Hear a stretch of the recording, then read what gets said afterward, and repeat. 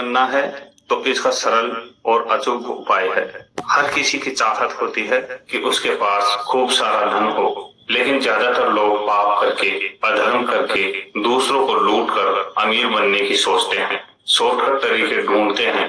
लेकिन याद रखना, शॉर्टकट से कमाया हुआ धन एक दिन ऐसा डुबो देगा कि फिर उस माया के समुद्र से निकलना भी मुश्किल हो जाएगा। अब असली सवाल ये है कि जल्दी धनवान बनने का सच्चा उपाय क्या है। तो सुनिए, अगर आप सच में कृपा पाना चाहते हैं तो संतों की सेवा शुरू कर दीजिए। श्री नथियाबाई जी जब वृंदावन आई तो उन्होंने संत सेवा की महिमा सुनी। उन्होंने सोचा, मैं तो गरीब हूँ, मुझसे संत सेवा कैसे होगी।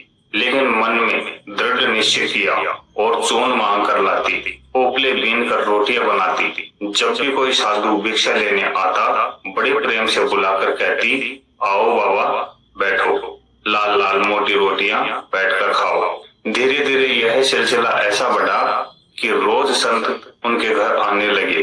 वह रोज मांग मांग कर आटा लाती, रोटियां बनाती और संतों को प्रेम से खिलाती। कभी किसी संत को ना नहीं कहा। एक बार तो ऐसा हुआ कि जब वह सामग्री लेने गई तभी तेज वर्षा शुरू हो गई। तभी एक 14 वर्ष का सुंदर किशोर आया। उसके हाथ में छाता थमाया और खुद लालटेन लेकर बोला, माई इस रास्ते से आओ। उन्होंने सोचा, अरे यह बच्चा कितना दयालु है, खुद भी भीग रहा है लेकिन मुझे छाता पकड़ा दिया, क्योंकि ये अन्न संतों के लिए है। बाद में जब बिहारी जी के दर्शन करने गई तो देखा वही किशोर, एक हाथ में लालटेन, एक हाथ में छाता। तब समझ आई ये तो स्वयं बिहारी जी थे।